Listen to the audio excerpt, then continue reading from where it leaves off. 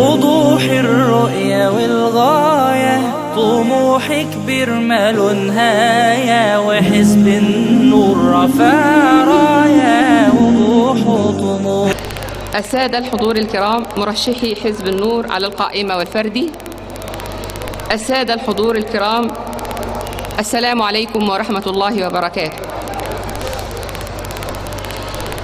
لا تحسبن المجد تمرا أنت آكله، لن تبلغ المجد حتى تلعق الصبراء. بين يديكم أحمد الله عز وجل أن قدمني في هذا المقام الكريم من حزب النور، يرفع راية الوضوح والطموح، يرفع راية الحق وطريق الوصول إليه، يعمل الجميع فيه على قلب رجل واحد،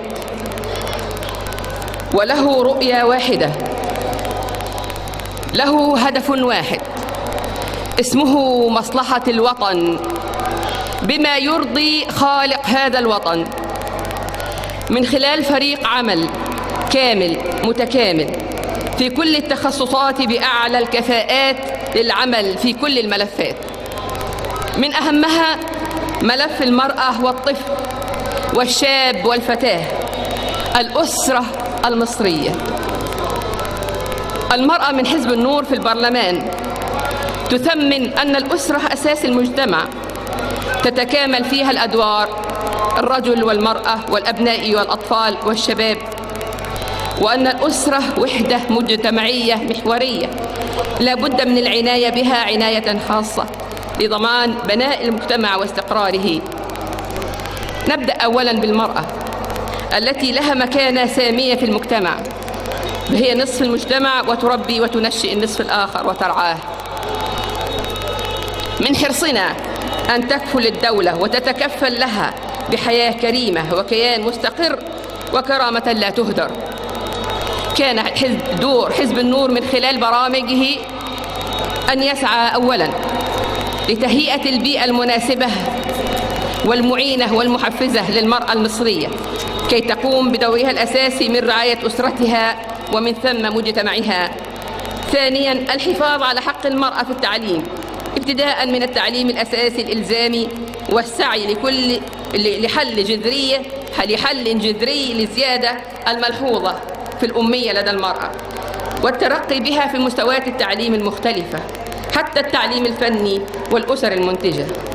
ثالثاً مواجهة مشاكل المرأة ووضع حلول جذرية لها بأن نرفع عن كاهلها تبعات البطالة والفقر والمرض والإقصاء وضعف الوعي الاجتماعي والثقافي والسياسي. يتبنى حزب النور برامج تثقيفية توعوية لتعريف المرأة بحقوقها وواجباتها ومسؤولياتها الأسرية والوطنية، وتوجيه برامج تنموية للمرأة الريفية من خلال المشروعات الصغيرة وغيرها، وتبني برامج تدريبية للمرأة المعيلة لتحظى بحياة كريمة تتحول إلى عنصر فعال ومنتج في المجتمع. لا ننسى وضع نظام التأمين الصحي للمرأة حفاظاً على حقها في رعاية صحية آدمية ونظام معاشات مناسب يكفل لها حياة كريمة آمنة. أما عن الطفل وهو أصغر وأضعف وحدة إنسانية تعاني بدرجة عالية من القصور في جميع الحقوق. الطفل كان أحد أهداف حزب النور من خلال برنامج انتخابي تهيئ بيئة جديرة بأطفال مصر تتوافر بها الظروف الملائمة للعيش الكريم والتنشئة السوية، من خلال برامج تأهيلية منتظمة ابتداءً من الأم ترتقي من خلالها بالدور المنوط بها تربوياً، وأيضاً الاهتمام بتطوير المنظومة التعليمية بكل جوانبها لتشمل مناهج ومفاهيم علمية ووظيفية مفيدة للطفل، وكفالة حق الطفل في التعليم الأساسي مهما كانت ظروفه الاجتماعية والاقتصادية. الاهتمام بالبرامج الإعلامية الموجهة للطفل ووضعها في إطار المعايير والقيم الخاصة بالمجتمع المصري لا تحيد عنه. وللأطفال معاناة كثيرة، معاناة حقيقية تتمثل في أطفال الشوارع المشردين والمهمشين، فلا بد من السعي لوضع برامج تعليمية تأهيلية للدمج في المجتمع ليصبحوا عناصر صالحة منتجة من أهم الاهتمامات. معاناة أخرى تحتاج لنظرة عادلة ذوي الاحتياجات الخاصة لإعطائهم حقوقهم الإنسانية ودمجهم في المجتمع.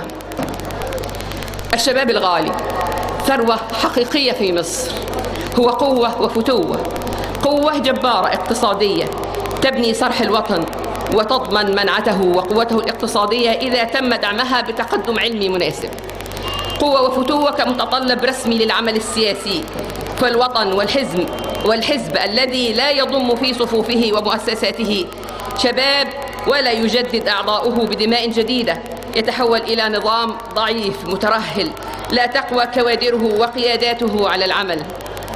مرحلة الشباب ابتداء طفولة ثم شباب من أهم المراحل العمرية التي تمر على الإنسان، لها خصائص فطرية تميزها وتؤهلها للقيادة والريادة، يتم فيها اكتساب مهارات ومعارف، ويظهر بوضوح النضج العقلي والمجتمعي والحماسي والجرأة والاستقلالية والمثالية، وعنفوان داخلي شبابي واعتداد بالنفس لا يقبل معه القهر ولا الضغط ولا التسلط أيا كانت الجهة التي تؤدي له ذلك، لا سلطة ولا أسرة.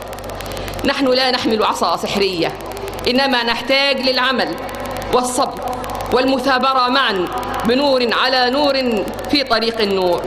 وقل اعملوا فسيرى الله عملكم ورسوله والمؤمنون.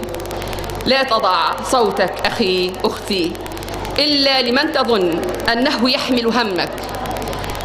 نشكر لكم حسن الاستماع.